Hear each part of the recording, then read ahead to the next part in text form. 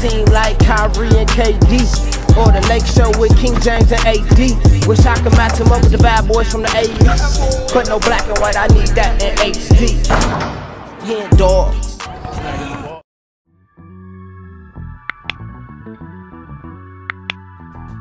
Yo, what's good, y'all? It's your boy HenDawg, and we back to it. You know how we do it. It's all over for them. I'm not too sure who it's over for, but that's the whole point of this reaction video. But before we get into it, make sure y'all subscribe to the channel. We are on the way to 10K. I think we at like 8 now, so we on the way, man. I appreciate all of the long-time subscribers, ones that's been, subscribed for a while. And shout out to the new people too. Y'all all day ones at the end of the day. This is still the beginning stages, so I appreciate all of the day ones. But yeah, let's get into this video. It's Jimmy High Roller. Jimmy High Roller has some of the best basketball, just sports videos on YouTube, so I love reacting to his videos, and he just posted this 2 days ago. So I think it's going to be about the NBA playoffs, but let's see. I really am not too sure what it's going to be about, so let's get into it. I don't even want to do too much talking. We got It's All Over for Them. Oh yeah, and by the way, I sound a little congested. I've been sick the last few days, so that's probably why I sound like that, but I'm alright though. But yeah, let's get into the video. We got It's All Over for Them. Let's get it. One of the greatest rivalries in NBA history. The worst postseason upset we've ever seen. And a man on a mission to prove he is the best player on the planet. Now we knew the... Wait. We ain't gonna just skate past those. Is Steph and LeBron one of the greatest rivalries in sports or in basketball history? And is Nikola Jokic the best player in the world? Playoffs would be good. But without fail, the NBA has outdone itself once again. Because this has been the wildest, weirdest, and most unpredictable playoffs I've ever seen. The sponsor of today's video is giving you a free gift in 60 seconds. Shout out to the black colleges, but they ain't sponsoring my video. But shout out to them. Let's work. My Lakers though, man. It's gonna be tough. We down 2-0 against the Nuggets right now. 4-5-7-0. We down 2-0 against the Nuggets. It's not too late though. It's not too late. The NBA playoffs. Let's go, Lonnie. Where legends are made, and others are not. The conference finals are just getting started, and 3 postseason coaches have already... Do y'all think that those 3 coaches deserve to get fired? Let me know in the comments. I honestly don't think none of them. If any of them, I would say Doc. But I don't think Monty Williams or Budenholzer should have got fired. But let me know what y'all think. Been fired, which is just more evidence that in corporate America you can lose your job for other people not doing theirs. 4 teams are left standing, and for some odd reason, I feel like I've seen this before. The bubble. I can't put my finger on it, but I swear that this has happened before. Anyways, the 2023 NBA postseason has been wild, and it all started with the Bucks, not failing by being the first 1 seed in league history to be bounced out of the playoffs in just 5 games, taking the title as the worst 1 seed playoff team from the 2007 Mavericks, who won 2 games against the We Believe Warriors before getting sent home. And to think I used numbers to almost pick the Bucks to win it all this season. Talk about dodging a bullet. Instead, I picked the most stress-inducing team in the history of the NBA to win it all. Boston? How Celtics fans can watch this team regress into the Charlotte Bobcats for a game and then look like the dream team in the next is beyond me. Have you ever seen an MVP candidate forget how to play basketball for 3.5 quarters? I have, but unfortunately for Sixers fans, they just found out what the rest of us already knew. Embiid and Harden are ass in the playoffs. And in the same conference, the Heat escape the Knicks and find themselves in the conference finals for the 3rd time in 4 seasons. The most awesome, mediocre, great team I've ever seen in my life. And as much as Jimmy Butler has done for this group, we need to give Erik Spoelstra his flowers. Facts. He has now coached the Heat to 7 conference finals over the last 13 seasons, which means Erik Spoelstra has more conference finals appearances since 2011 than every single one of these teams have in the history of their franchise. Meanwhile, over in the West, the Phoenix Suns fulfill their annual duty of exiting the playoffs in horrific fashion. And what's a Suns playoff series without a historic run by an opposing player? Because Nikola Jokic just put together one of the greatest playoff series in NBA history. In the 6 games against the Suns, Jokic averaged 35 points, 13 rebounds, and 10 assists per game on 60% shooting. The man... I'm watching him now against the Lakers and, like, especially game 1. Game 1, he really was out there, like, convincing me that he may be the best player in the world. Like, I was going with KD for the longest. First I had Bron. After Kobe, I gave it to Bron. And then after Bron, I gave it to KD.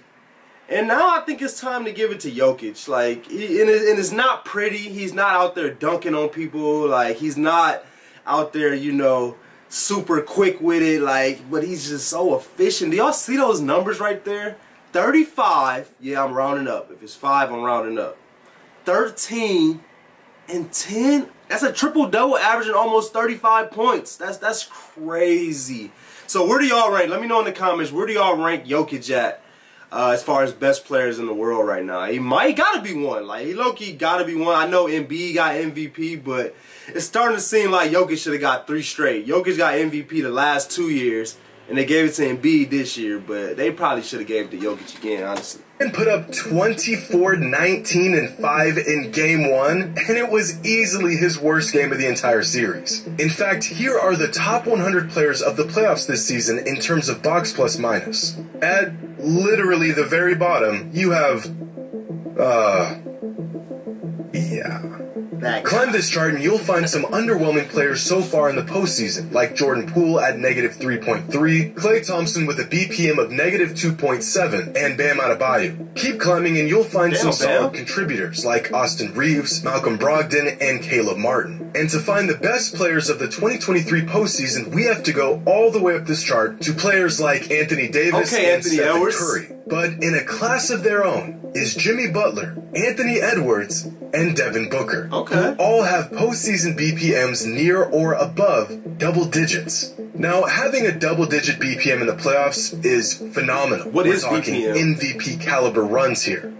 And then there's Nikola Jokic, who is treating the NBA playoffs like it's the Summer League. So it turns out you cannot win an NBA championship with 2 players after all. And it really was a 2-player effort by the Suns, since Devin Booker and Kevin Durant combined for the most points per game by 2 players in a playoff run in over 60 years. Just the 2 of them made up for over half of the Suns' total points in the postseason. The perfect recipe for a second-round exit.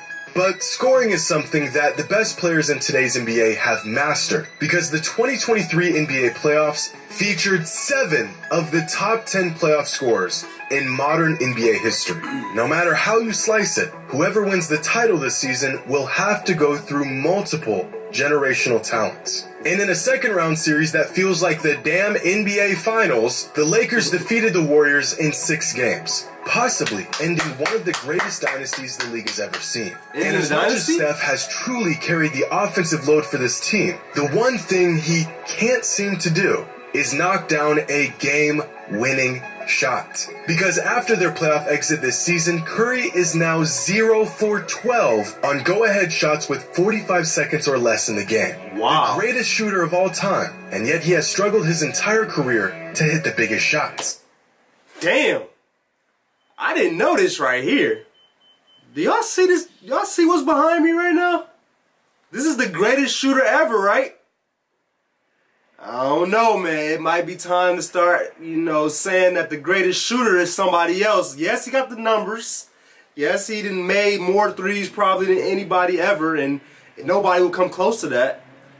But clutch three-pointers has to account for something. It has to account for something. The fact that he's 0 for 12 in game and go-ahead shots with 45 seconds or less. That's crazy, man. That's crazy. Do y'all still give Steph the best shooter ever, though, after this? Let me know. Bringing truth to Bird gang. A wise man once told me. I want Iguodala. But this loss from the Warriors truly marks the end of an era. In the 9 seasons that Steve Kerr has been the head coach of the Warriors, the team has never lost a series to another Western Conference team. A fact that sounds like I just made it up, but I didn't. Starting with Kerr's first season as the Warriors head coach in 2015, he began his tenure with a bang, winning a championship. And then they lost to the Cavs in the finals. And then they won back-to-back titles, lost to the Raptors in the finals, missed the playoffs for 2 seasons, and then beat the Celtics in the finals. The irony of this dynasty possibly ending at the hands of LeBron James, of all people, only adds another layer to the long and illustrious rivalry that he has with Steph Curry. A rivalry that spans nearly a decade and has featured 28 playoff games, despite them being in different conferences for the vast majority of their careers. For reference, Chris Paul and Steph have been in the same conference for 15 seasons, and they've only faced each other in 18 playoff games. That's crazy. Russell Westbrook and Steph have been in the same conference for virtually their entire careers, and they've only faced off in 7 playoff games. But if that's not crazy enough, LeBron James spent 15 seasons in the Eastern Conference. The 3 teams he's faced the most in the playoffs throughout his career are the Celtics, the Pacers, and the Warriors. A rivalry that has been cemented in NBA history. But in their most recent series, we cannot discount the efforts of Anthony Davis. Facts. The only player I've ever seen in my life who can go from looking like Anthony Bennett to a prime Shaquille O'Neal in the span of 48 hours. Anthony Bennett. Yeah, playoff AD, let's go. Oh, he sucks. Oh wait, he's amazing. Never mind. Oh, he's back. No, he's not. He's literally Wilt Chamberlain. I hate him. No, I don't. Anthony Davis's inconsistency should be studied in a lab. And so does LeBron's playoff scoring. Which brings us to our annual breakdown of the most unbreakable record in all of basketball. This season, LeBron surpassed Kareem as the NBA's all-time leading scorer, but his position as the all-time leading playoff scorer has been the top spot since 2017. And since then, LeBron has been piling up his career playoff point total, bringing him to his current record of 7,912 career playoff Nobody's points. gonna ever beat that. And when looking at active players and who might have a shot at catching him, the answer is none of them. Nobody. And the answer will always be none of them.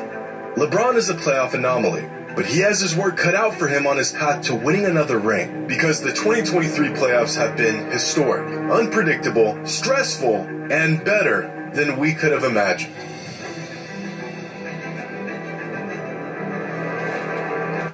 Great video. I knew it was going to be kind of like a little review of the NBA playoffs this year, and he was right. This has been a great playoff so far. To my Laker people out there, or not even to my Laker people, just my people that know basketball, what do y'all think the Lakers need to do to turn it around? Because it's looking shaky right now. We are down 2-0. Denver won the first 2 games at home, but now that you know the playoffs are coming to LA. It's coming to the Staples Center, aka Crypto, on Saturday. We just got to just take care of business there. I think we should be all right. But what do y'all think we need to do in order to win, besides stop Jokic and score more points than the Nuggets? But I appreciate y'all like always. We out.